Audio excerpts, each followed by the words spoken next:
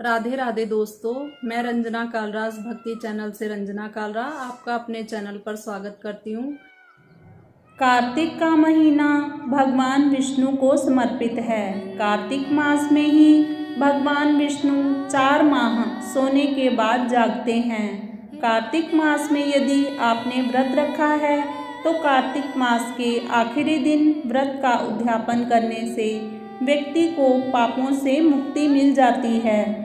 साथ ही व्यक्ति को सुख और सौभाग्य की प्राप्ति होती है।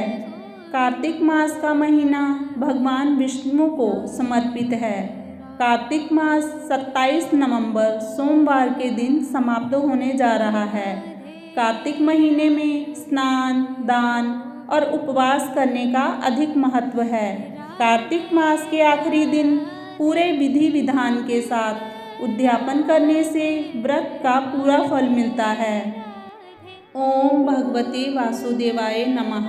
राजा पृथु कहने लगे कि हे नारद जी, अब आप कृपा करके कार्तिक व्रत का उद्यापन विधि सहित कहिए। तब नारद जी कहने लगे कि कार्तिक शुक्ला चतुर्दशी को कार्तिक के व्रत की संपूर्णता के निमित्त उसका उद्यापन करना चाहिए। सारे घर में गोबर का चौका लगाएं, तुलसी के ऊपर मंडप बनाएं, द्वारों पर मिट्टी के 4 द्वारपाल बनाएं, जिनका नाम पुण्यशील, सुशील, जय तथा विजय रखें। तुलसी के समीप सर्वतोभद्र चक्र बनाएं, उसके पास पंचरत्न युक्त कलश रखें।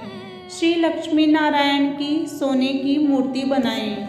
फिर नवग्रह, उपग्रह, 10 दिक्पाल तथा 5 स्वस्ति वाचन करके गणेश एवं विष्णु आदि देवताओं का षोडशोपचार विधि से श्रद्धापूर्वक पूजन करें। भगवान को सुंदर पीले रंग के रेशमी वस्त्र पहनाएं। फिर शैया दान करें, ब्राह्मणों को भोजन कराएं, गौ की पूजा करके गौ दान करें। एक ब्राह्मण को सपत्नी भोजन कराएं। दोनों को वस्त्राभूषण, पात्र तथा दक्षिणा देकर संतुष्ट करें। फिर चरण स्पर्श करके उनका आशीर्वाद ग्रहण करें। यह सब विधि पूर्वक तथा श्रद्धा सहित करने वाले को सभी व्रतों का पूर्ण फल प्राप्त होता है और अंत में वह विष्णु लोक को जाता है। जो मनुष्य कार्तिक के व्रत को कहता, सुनता तथा देखता है, उसको भी व्रत करने के समान चौथे भाग का फल प्राप्त होता है। सूत जी कहते हैं कि यदि किसी में उद्यापन की शक्ति ना हो तो ब्राह्मणों को भोजन करा दे। यदि ब्राह्मण ना मिले तो गौ का पूजन कर ले। यदि गौ भी ना मिले तो पीपल अथवा वट का पूजन कर ले। कार्तिक के इस व्रत व उद्यापन से कुल के 7 जन्मों के किए पाप नष्ट हो जाते हैं और सुख, संतति एवं सौभाग्य आदि सकल मनोरथ सिद्ध होते हैं। कार्तिक मास के व्रत के बाद उद्यापन करने का महत्व। व्रत के बाद उद्यापन करना महत्वपूर्ण होता है।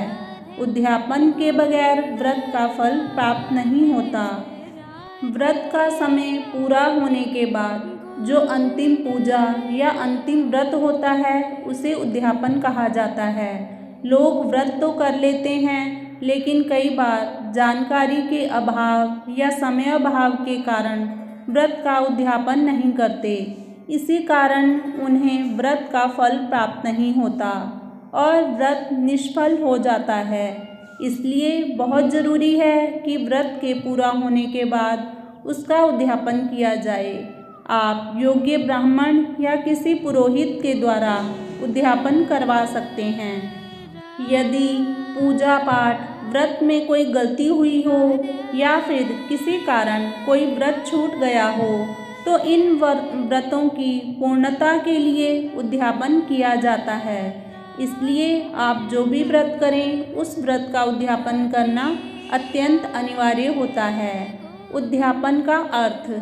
व्रत उद्यापन का अर्थ होता है भली भांति किसी काम को पूरा करना, विधि पूर्वक कार्य संपन्न होना और व्रत आदि की समाप्ति के बाद किया जाने वाला धार्मिक कार्य जैसे हवन, पूजन और भोजन आदि। उद्यापन का महत्व। नंदी पुराण और निर्णय सिंधु के अनुसार उद्यापनम बिना यत्रु तदम व्रतम निष्फलम भवेत, अर्थात बिना उद्यापन के किया गया कोई भी व्रत निष्फल हो जाता है। इसलिए आप चाहें कोई भी व्रत करें, चाहे वह व्रत एक दिन की क्यों ना हो, लेकिन उसका उद्यापन जरूर करें। ओम भगवते वासुदेवाय नमः।